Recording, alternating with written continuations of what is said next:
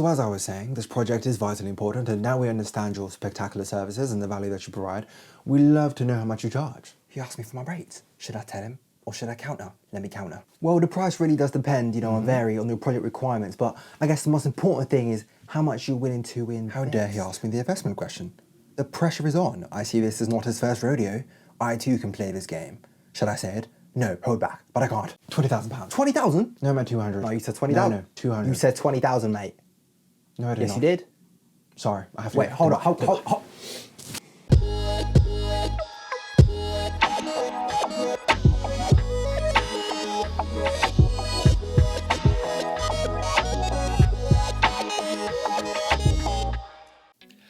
What's up, people? Thank you once again for coming back and watching another video. Hopefully, I've been keeping up with my one video a week or 2 videos a week promise that I made it early this year. And I hope you guys enjoyed my intro. I always try to bring a little bit of humor. And hopefully that's something you can relate to. If you're a startup or you're an early business, etc., knowing how to approach the whole budget versus rate question can be a challenging thing. And I always find it amusing when it comes up, when you ask the question about money, or bring up money, everybody's like, where the money at? So pretty much, what has helped me over these past couple of years when it comes to, I guess, navigating through the world of sales, which I'm still learning how to do, is understanding my experience. And I think understanding your experience and where you are within your journey does help you when it comes to winning pitches or knowing how much to quote, etc. for your work. Because knowing where you're at it takes time and it's kind of trial and error. You may undercharge a few clients, you may overcharge a few clients a few times, etc. And then you start to kind of figure out where you fit.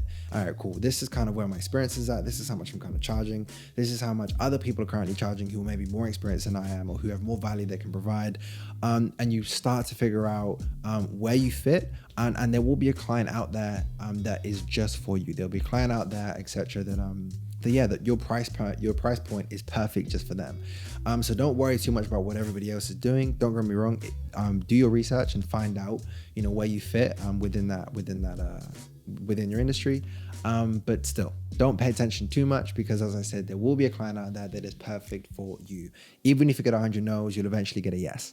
The first thing is, like I said, understand your experience. Spend time understanding, where you're at within your journey. The next thing is understanding, I guess, the value that you bring. So I call this value proposition, right? Within your journey, etc. As you grow and develop your skill, you're going to be able to provide more and more value. For example, let's just take video. I may be able to sit behind a camera, hit record, set up some lights, etc. Make sure the audio is great, and get a video done for a client. However, where the value lies is being able to creatively direct, being able to help them with the ideation process of putting together a story from scratch, etc., helping them from ideation phase to right through to obviously production, right? And understanding how you sell that and pitch that to your clients will also help you when it comes to the value that you're able to provide and how much you're actually able to charge.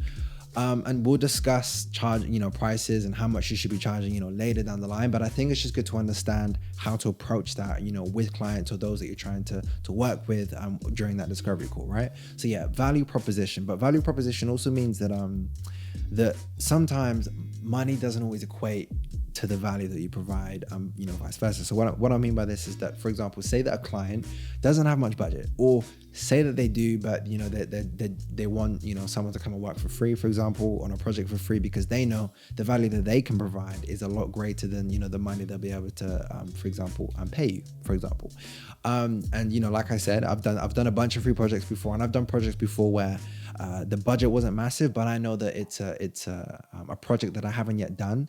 And I know it will challenge me creatively and it will develop my skill set so that the next time a project like that comes along, I will be able to, bump up my prices a little bit because I have that experience. So sometimes getting that experience is a lot more worthwhile than the money you'll be able to provide, even if it is a couple £100, or if it's lower than you would usually charge. So you need to sometimes understand, like I said, where you're at within your experience, and what you can offer, of course, and looking out for opportunities where you will be challenged creatively, because like I said, you cannot sometimes put a price to experience or the value that a project will actually teach you or what you'll learn by working with, variety of different people. But this leads me on to my next phase, my next point about how do you approach the money side of things. You know, when you're on a discovery call and you want to find out, you know, how much a budget a client has. But it's good to understand how to approach it, you know, for it to not feel awkward, because if you feel awkward, I can guarantee you, you know, that will be picked up by your client, and they will know that, you know, okay, cool, he's a little bit flexible. He doesn't really know, you know, where he's at with the prices. You know, we can maybe haggle him down a little bit. So it's important that you approach that question with confidence. And the biggest thing I find, you know, I've never really liked the word budget. You know, I tried to avoid the word budget because, yeah, it's not a great word. And it's normally, you know, puts people in a weird place. So I always use the word investment. So whatever industry you're in, you know, saying how much you're willing to invest within this project is a lot better than saying how much budget do you have for this project. You know, it's the same thing pretty much, but knowing how much they're willing to invest in a project will not only tell you how important that project is to them, but also will give you an idea of course, what their budget is and how much they're able to play with. You know, they may turn around and say, all right, I only have around £800 to invest within this project. Fair enough. And your rates, you know, may be higher, but like I said, you need to keep in mind, you know, the value being offered or if it's worth your time. But also, you know, your rates may be lower. And if they're lower, then, you know, it's a win-win, and you know that, all right, cool, I can slightly increase my price because they have the budget to play with. But of course, you don't want to be overcharging clients, you know, especially if you don't have the experience or the skill set to deliver. And at the same time, we've all done it. You don't always want to be undercharging because it may not be worth your while. So yeah, approaching it in that way is a great way to find out how much budget they have to play with. And this kind of leads me on to my last point about, you know, having a base foundation, you know, on both parts. So every client, every client that you reach out to, that you speak to, has a number in mind. When you jump on that call, I can guarantee you, you know, when you start speaking to them, they have a number in their head. They already know how much they want to spend on this project. They already know how much their, you know, their MDs or whoever it may be has invested or wants to invest in this project. And you too, you should have in mind how much you, at a minimum, would like to work at. For example, knowing your rates. All right, cool. This is my foundation. These are the numbers that I base kind of everything around, and from that I build upon. So for me, when I go into, you know, to quote into a pitch, as it were, or talking to a client on a discovery call, knowing my rates and knowing what my base foundation is gives me an idea of, okay, cool, this is what I would usually charge for X, Y, and Z services. And then if they then say I want X, Y, and Z services, I then kind of know, give or take, where I want to be and how much I want to be, you know, paid for these services. But like I said, they already know in their mind how much they want to invest. So they're just kind of waiting for you sometimes to be like, all right, cool, yes, this is how much I charge.